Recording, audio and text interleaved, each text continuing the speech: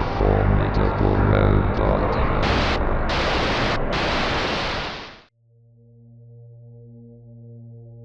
Back in my 20s, I used to enjoy exploring places like abandoned houses, malls devoid of life, all sorts. I had, and I said had for reasons I'll explain later, an older autistic brother who had an interest in old vintage equipment, especially vintage film equipment in particular. I can go as far as to say that he had an obsession with that sort of stuff. Anyway, the reason why I'm here is because of an incident that changed my life for the worse. On that one fateful day in the year 2024, I was on a trip to California for a personal vacation, and while strolling through the countryside, I came across an old abandoned house in the fields. Ultimately deciding to change my plans, I ran back to my Airbnb, grabbed my specialized equipment, which I brought just in case, and came back to that old rickety house. Inside, the walls had mold spots, and the furniture was covered in a thick layer of dust. While exploring from room to room, I managed to find a basement where I found boxes full of old film reels, stacks of storyboard pages, and an old dusty drawing table with a recliner in front of it holding a dark blue book. The book was levered binding, had a lock mechanism, and was labeled as diary. I decided to take the dusty old diary and put it in my bag. I also took the liberty to look through the reels and drawings. There were drawings of these child characters with stick-like limbs and huge circular heads. One was a boy who had 3 lines and a small cowlick above his eyes, resembling hair, and was completely yellow-colored, and the other was a girl who was slightly shorter than the boy, with long hair that reached her knees, and was completely colored in pink. I placed the drawing where I put the diary. I also managed to find a reel stored in a metal case and was labeled D&A. Thinking of my brother and his fascination with vintage film, I decided to take the reel home with me, along with the other stuff in my bag. Once I got home from my vacation, I showed my brother the stuff I found, and he in amazement brought out his vintage film projector from his room, and we ultimately decided to watch the reel. We brought the stuff we needed to the garage. My brother inserted the reel into the projector, and we began to watch. The film began with piano music playing as white text on a black background faded into view, reading, BR Studios presents, before fading away and taking its place, a title card consisting of the 2 characters from that one drawing, but in grayscale. The boy was just leaping off the ground and facing us, and the girl was doing the same, but in addition was showing off the main title, which was read as, The Misadventures of Danson and Eva. Below them was a copyright date of 1958 in Roman numerals along with the company name next to it. The title faded away, being replaced by text reading, created by Brian and Rita Barks, before everything faded away. The film used real photographs of locations rather than hand-drawn backgrounds, probably to save costs. That can also go for the very choppy animation and simple art style. Anyway, the title card was eventually replaced by a grainy photograph of the house where I found all the stuff of interest. The house was more lively with fresh healthy grass surrounding it. A tall tree stood in front, as if it were just a stump with a tire swing hanging from one of the branches. The scene then panned into one of the upstairs windows, revealing the 2 characters from the title card. They were in a room that was completely devoid of furniture as they were sitting on the floor, bored out of their minds as they sat there. Man, I'm so bored today, sis. What should we do? The boy, probably Danson, asked his sister, possibly Eva. Maybe we should go take a walk around the neighborhood. How does that sound? Eva suggested. I guess that can work. As they agreed, they got up and walked out of the room. As they walked through the house, you could notice a complete lack of furniture in the rooms except for large stacks of paper cluttering the floors, and some were nailed to the walls, which had writing saying, "The deed is done." My brother was left slightly disturbed by this, but we just continued onward, wondering what would happen next. As the 2 got outside, they went on the road and started their journey as the scene faded to black.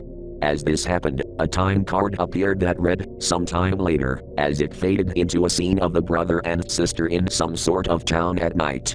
You can barely see anything except for the characters, with the graininess of the picture and the poor quality of the film. The 2 then came to a stop, looking around as if they were confused as to where they ended up. Sis, how long were we out? Danson asked. I don't know, Danson. I really don't know. Ava replied. They suddenly noticed a clock hanging on one of the buildings that was drawn over to say the time, 9:28 p.m. They soon looked at each other with looks of fear on their faces. Before they could do everything else, they suddenly felt a presence behind them. They slowly turned around to see a strange entity that was completely black to hide in the darkness. All of a sudden, the thing caught hold of Emma as she and Danson were caught off guard. Hey, keep away from my sister, you thing, Danson said in a commanding tone, being scared of what the thing had in store for his own flesh and blood. The thing then proceeded to grip onto Emma's head and start pulling at it as she began to scream in agony. Danson tried to get the thing to let go of his sister, but it just slapped him away with such force that he fell back on the stone floor. Danson could not do anything but just sit and watch in horror as, pop, all went silent. Ava's non-existent neck finally gave way as her head popped off, eyes being replaced with two bold X's. The thing carelessly dropped the split body of Ava on the ground as he vanished out of existence. Danson crawled to the corpse of his former sister, looking down with widening eyes, tears trickling down his cheeks. The scene then faded into a black background with white text reading, "The deed is done." After the film ended, my brother and I looked at each other with faces of disbelief. We decided to go to bed for the night, wanting to forget the events of the film. My brother couldn't get a wink of sleep that night. I honestly couldn't blame him. The next day, my phone went off, waking me up in the process. I looked at the screen to find that it was around 9:30 in the morning.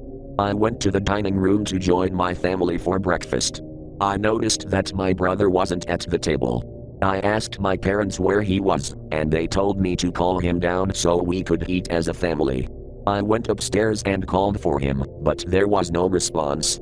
I went to his room and opened the door only to find him nowhere in sight.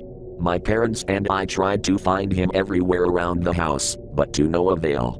We eventually called the authorities to start a search party for my brother. So far, nothing. To compensate for the loss of my brother, I decided to look through the dark blue diary, and what I found was just depressing. The diary belonged to Brian Barks. Without going into too much detail, I'll just explain the more important details of the diary. The book states that the Barks lived a relatively normal life as a couple. They both had an interest in animation in particular. They eventually started a small animation studio in their own home called BR Studios. They made multiple pitch pilots for original cartoons for animation studios like Disney, Warner Brothers, and even the recent Hanna-Barbera cartoons, only to get turned down. One fateful day in early 1958, Rita Barks was unexpectedly murdered by an anonymous person while Brian was out shopping. Brian was left completely saddened and fell into depression. He eventually made one last cartoon that was based on the death of his wife, which happened to be the one I took home from their now abandoned house.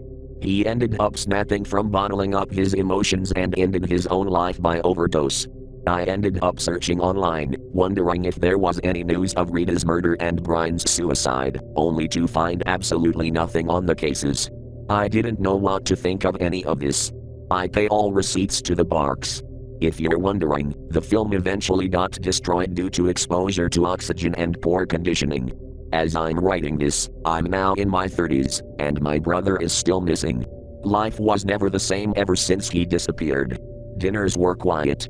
My parents rarely talked to me, and I fell into depression. I always wondered every day where my brother was, thinking of the worst. If there's anything to learn from this mishap, I think the lesson is to please be cautious of what you find. It might contain disturbing things and can potentially lead to unexpected and drastic consequences.